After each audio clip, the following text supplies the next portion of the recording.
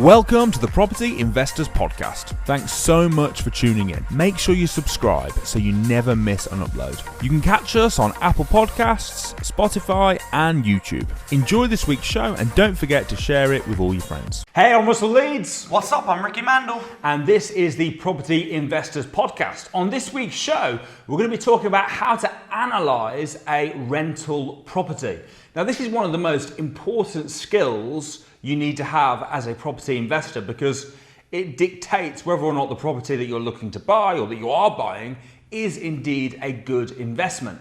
Now, there are typically two ways that people judge a deal and assess a deal. The first of which is called yield. You might see this word bandied around quite a bit. And the other is called return on investment. So do you want to talk to us a little bit, Ricky, about what is the difference between... Well, first of all, which do you use? Do you use yield or do you use return on investment? Okay. So return on investment it simply means the money that what return are you getting from the money you put into the deal. So let's say you buy a deal or you buy a house and you're going to do a deal and you put £100,000 of that, your money into that deal.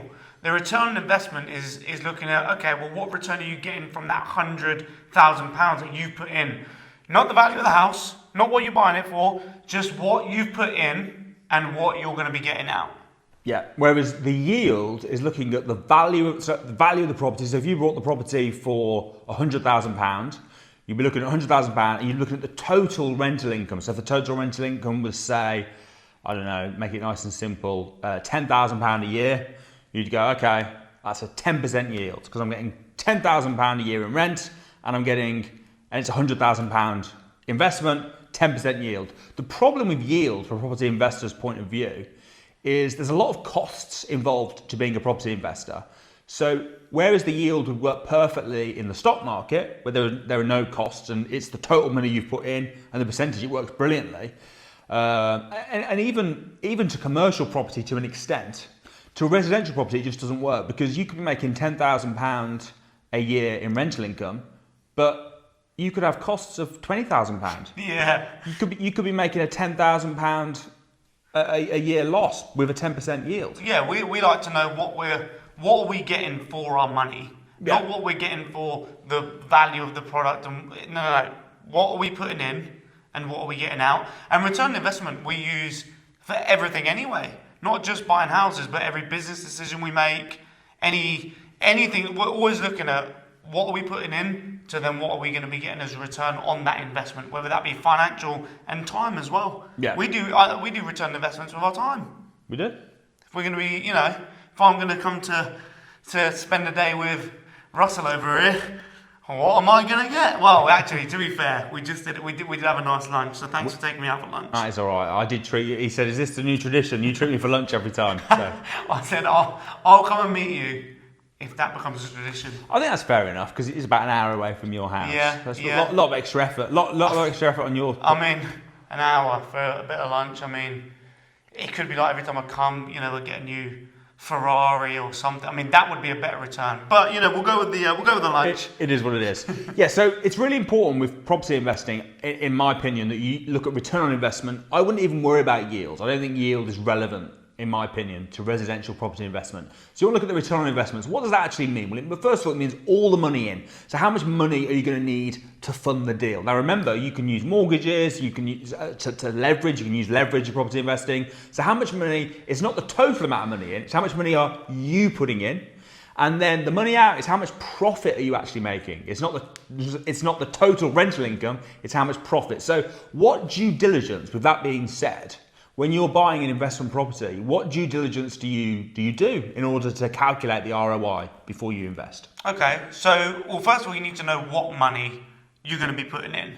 So what are you actually going to be putting in? And what you don't want to be mistaken by is, like you said, thinking, well, if I'm buying it for 100,000, if I mortgage 75,000 of that, then that's going to be the money. No, just your money. So the first thing, it's, the obvious one, if you like, into the money in is going to be the deposit. Mm-hmm. So if you're leveraging off a mortgage, how much deposit are you going to have to put down for that property? Generally speaking, for a buy-to-let, you're looking around about 25%. At the time of recording this, little disclaimer there, just in case it goes up or down. So the property, let's say the property is £1 million, typically you'll need 25% of that, which is £250,000. Yeah. To do it on a calculator, all you need to do is put the value of the property in times 0.25, and that will give you approximately Do you know what's your deposit. interesting? You calculate percentages differently to the way I do it on a calculator. What do you do on a calculator? I just do, 100,000 times 75, and then click the percentage button.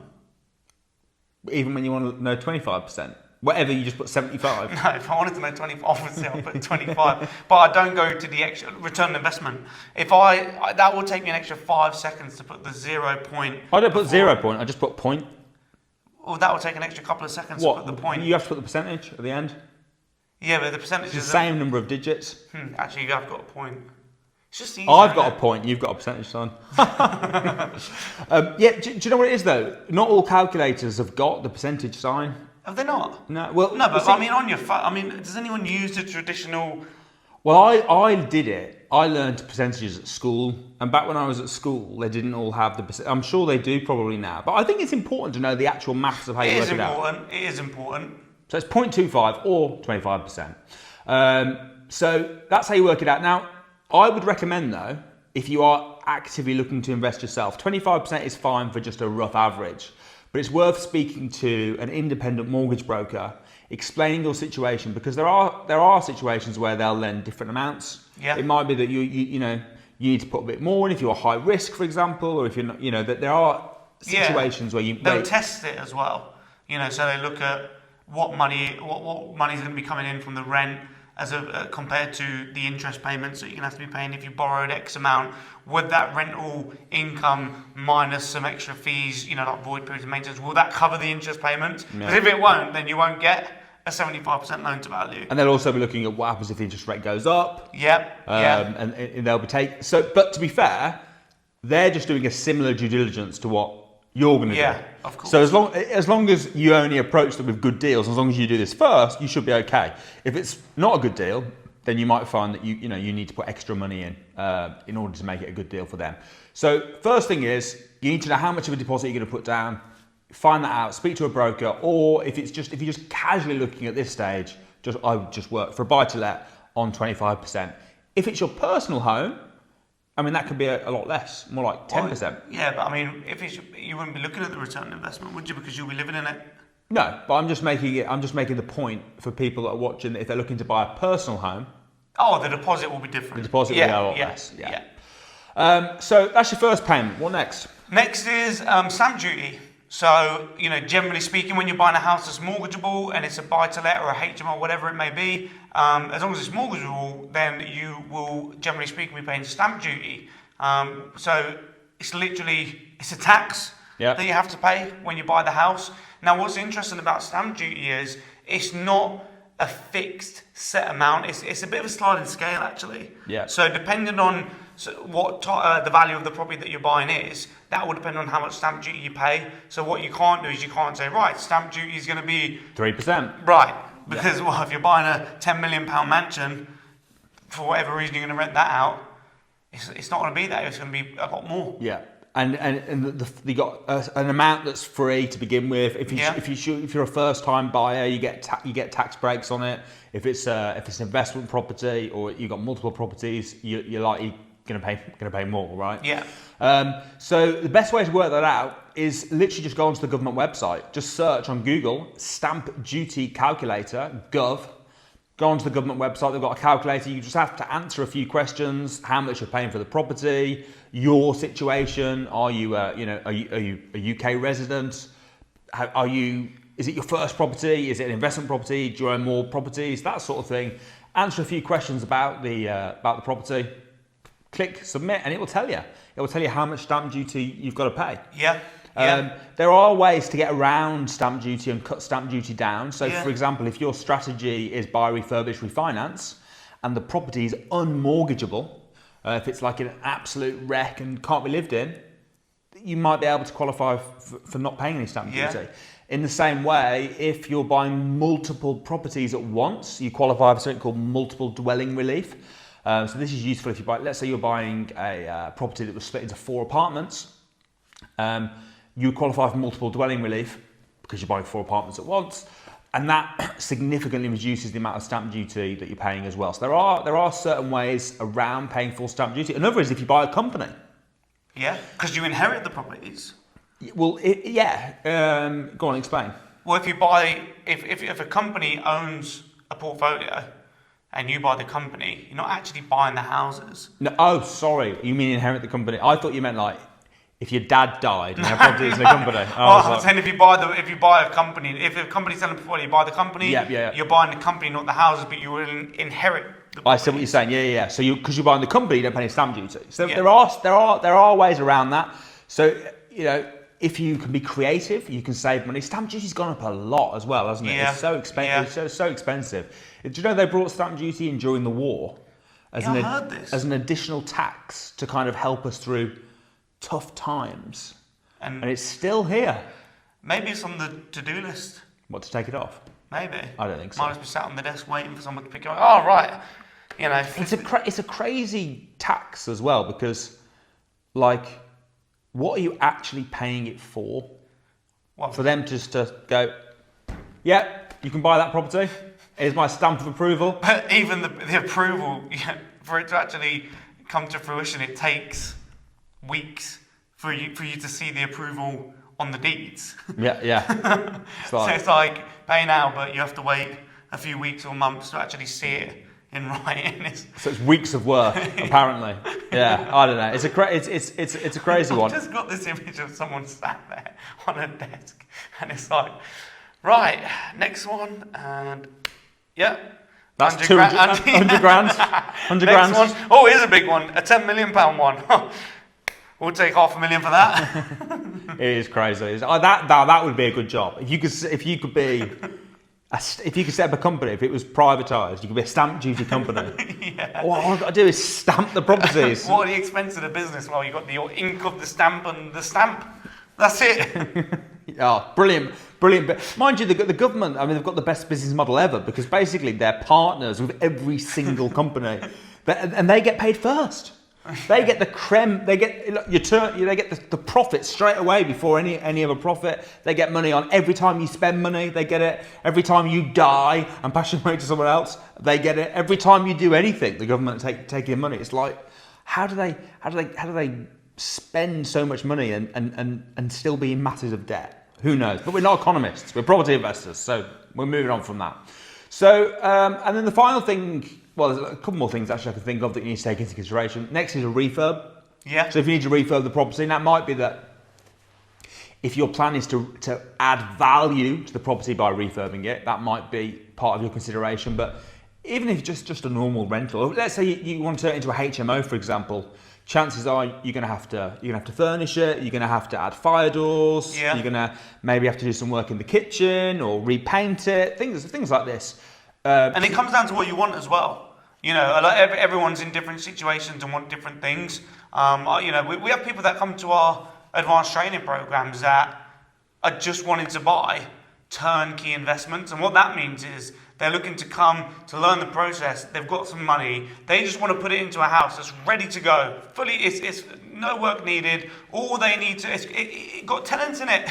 It's turning over money. It's bringing in rental income. And it's called a turnkey investment. And all they want to do is learn the process, buy a house and get the key, turn it, open the door, and it's done. That's what a turnkey investment is. It's ready to go. But then we have some people that come to our training programs that want to find problem properties, properties that they can fix the problems with. So there's no kind of right or wrong. It depends on really what your goal is, how fast you want to move, what kind of investment you're looking to make. But refurb is definitely something that needs to be considered, because sometimes when you view the property, the refurb doesn't, the investment you think for a refurb might not even be for a physical thing.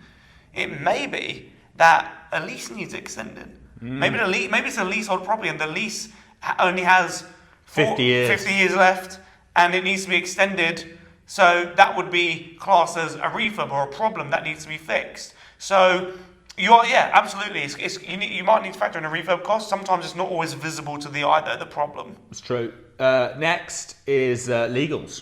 Yeah. So when you're purchasing a property, you can pay for surveys. You're going to need to pay for a solicitor to take forever. Yeah. Well, they have a couple speeds. First one is slow. Yeah. And the second one is stop. Yeah. that sounds about right. I do find it amazing how slow the process of buying a house is. Considering we live in an instant world, everything's fast nowadays. Amazon Prime.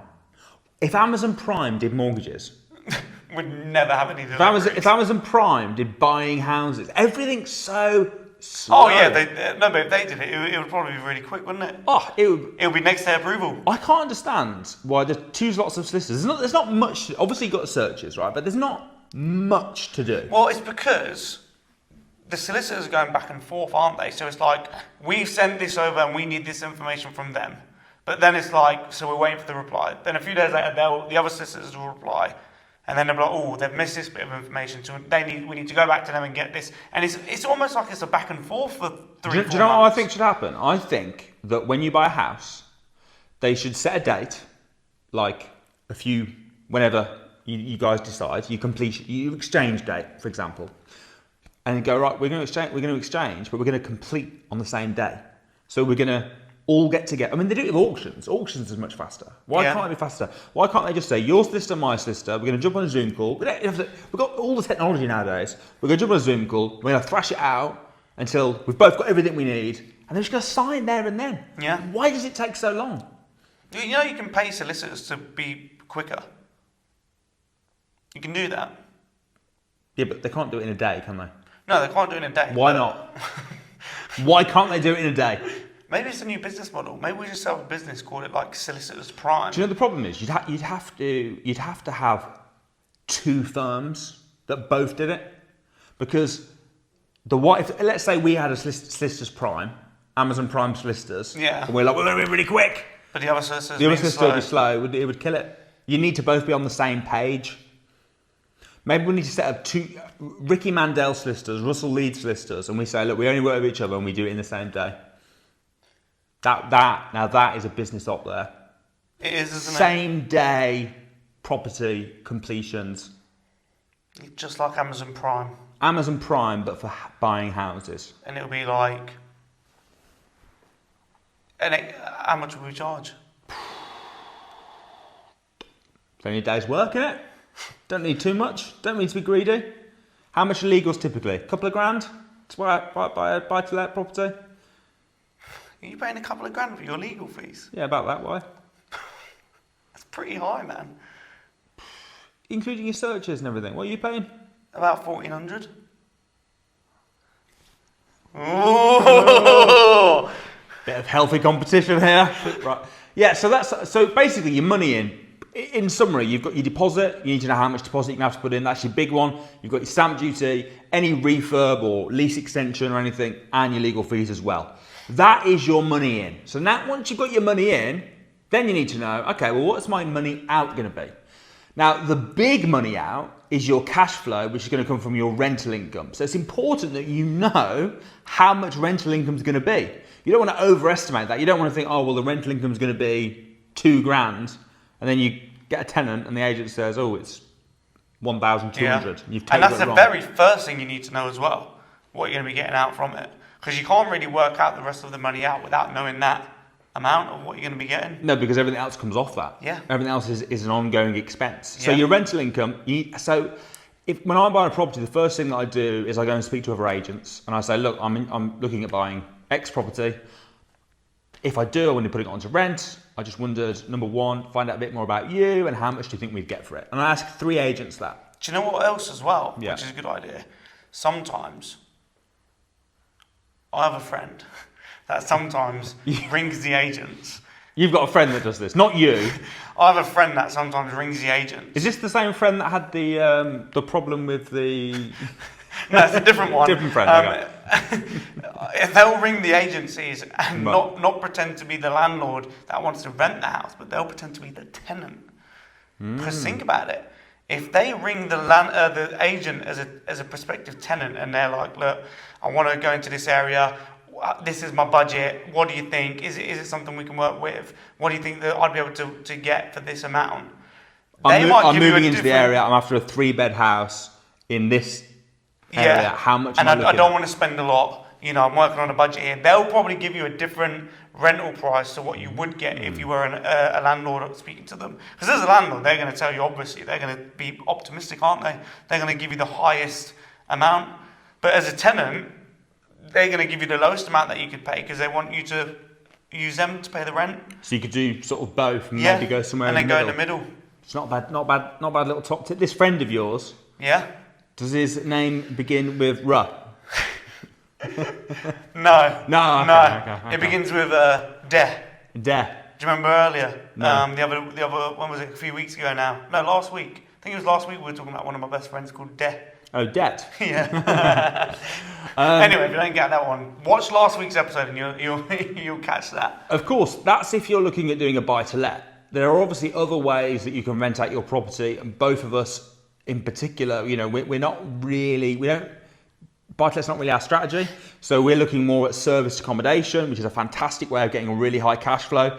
It's a bit more tricky to calculate the service accommodation because you need to be looking at things like approximate occupancy rate. If you look at buy-to-lets, it can be difficult because a buy-to-let, you've got a tenant that's signing an agreement for a year or maybe a couple of years or whatever it may be, and generally speaking, that you're going to get paid that rent every month. But with service accommodation, I mean, if we're looking at buy-to-lets, I'll typically knock off 10% for voids. Yep. Just to be safe. Yeah, and 12% for management, 10 to 12%. Yeah. Whereas with a service accommodation, I actually manage my service accommodation properties myself. Well, there's different ways. Do you know what's cool about service accommodation is you can manage service accommodation for a really effective amount, and that's by putting systems in place and then connecting the systems together. So, for example, one of the things that we do is we'll have a cleaning team in place, and we'll only pay the cleaning team whenever the property needs to be cleaned. So it's not even an overhead of the business.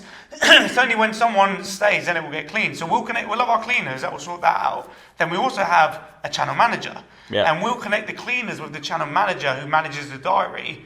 So then the cleaners know when to go in and clean, which makes it a bit more passive for us. But the channel manager's we're not talking hundreds of pounds a month here for channel managing one property. You're talking, depending on the company, it's less than £50 a property that we're paying to our channel manager. Mine's less than 25. Ours is £20. Oh, are we still less than 50? Yeah, because I just didn't want to say the exact amount, but now you've said it. All right. I think mine's about 24, 25. Yeah, we pay £20 a month for what? That's for one property though. Yeah. So the more properties you take on, obviously every channel manager is different, but I guess the point is with service accommodation, it's not like you're going to be getting a rental income every month. It can be seen as a little bit more risk, which I guess it is because you're depending on a nightly occupancy. But the bigger the risk, the bigger the reward. Yeah, and then you want to be checking. So number one, occupancy rates. You can do that. You can have a look at hotels in the nearby area. Yeah. You can have a look. There's websites like AirDNA which give you approximates. If you can pay to go and have a look, or you can. You made me think of a story. I'm sorry, I keep cutting you off, but you got to catch this story. You're gonna love it. Go on. So I was with Samuel a few weeks ago, and we were doing tours. So every month we go on tour, and we do the events and the £1 programs. Yeah. So we were in Manchester, and we got there a little bit early the night before. So we thought. We've got a few students that have service accommodations in Manchester, so we thought it would be a good idea just to have a look around and see what the demand is, because our student ones in Manchester, their occupancy is ridiculous. So we thought we'd do a bit of due diligence, and the way that we did our due diligence on Manchester, part of the due diligence to see what the occupancy rates were like, was we walked into hotels and we said to them, look, we've got our team here, we're running an event over the next few days, have you got any rooms available? And 90% of the hotels that we went into just laughed in our face. They're like, 5 rooms tonight? Don't be ridiculous. Now that says to us that Manchester's a very good area for service accommodation in the city centre, because all of the hotels are fully booked tonight. Yeah. So that's another thing you can do as part of your due diligence. Go to hotels, speak to hotels, and even if you're staying at one, just say to the cleaners and stuff, hey, how many rooms are there? Are you busy at the moment? Are you cleaning every single room? Are there people all the time? And that's another way to do the due diligence, is actually walking out there and speaking to the people that are actually doing it. Yeah, 100%. And then looking at the prices, how much they're charging. I mean, it depends on if you're renting out like a 2-bed apartment, it's a different kettle of fish to a hotel room, because you'll be attracting maybe a family or maybe like a group of group of friends or something that's slightly different. But it's looking at like for likes, isn't it? And trying to find comparables, how much they're renting for, how much availability is there, etc., etc. So yeah, 100%. And then for HMOs is very similar to buy-to-lets. It's looking at spare room, looking at what the room rates are kind of going for, looking at what people are wanting on spare room, those sort of sites, but also speaking to HMO managers in the same way you speak to agents. Yeah. So yes, you definitely need to do as much due diligence as you can to look at how much you can actually charge for the rental. Then you need to start looking at the costs that are coming off it. So you're going to have your mortgage payments.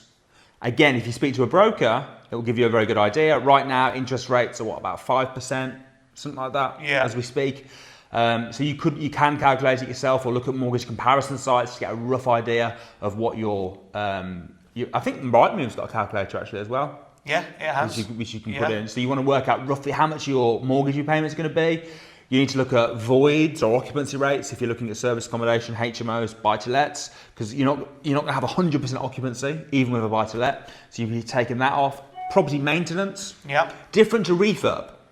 Refurb is your initial upfront cost. Your maintenance is just your ongoing costs. So, I mean, we typically factor in about 10% of our rental income. Yeah. We take off just to be safe. I actually find it's less than that, but I'd rather over egg the figures now. Yeah. Because as well, sometimes something might happen in the future where you've got maintenance which is quite costly.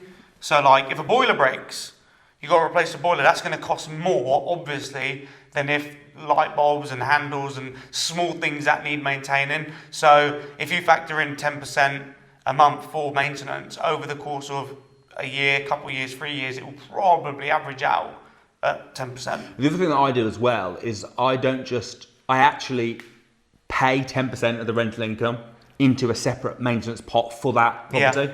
So that when stuff does come up, you've got your pot. I've got the pot there. It's saved. It's prepped. It's accounted for. It's there. That's for maintenance. Can't be touched, kind of thing. Yeah. Any other costs that you can think of that you need to take into consideration? Have you said management? No. We talked about it earlier, but we haven't included that now. Yeah. So, if you get an HMO management company, or a normal letting agent, or a normal letting agency. For single lets, you're looking around 10 to 12% at the moment for a single let. For HMO, slightly more. You're looking at 12 to 14%. But they're managing more tenants than if they were a single let. Yeah. And they bring different value to the table. It's definitely more hassle managing a HMO than it is managing a buy-to-let. Yeah. It's not even comparable. No. So I just, was trying to. You just say it as it is, kind of thing, It's not. I mean, I think HMOs are brilliant, and obviously, if you've got a good manager in place, it's passive for you. It's just more hard. It's harder for them. I've managed hundreds of HMO rooms at once. I've managed loads of HMO rooms, lots of HMO properties, and the tenants argue. I suppose any situation, if you watch like a Big Brother or you watch Love Island, where you're putting people together, what do they tend to do? Argue. And you're doing that with a house, putting people together. Yeah, about the smallest things as well. Oh, so-and-so left dishes in the sink. So-and-so left skid marks on the toilet.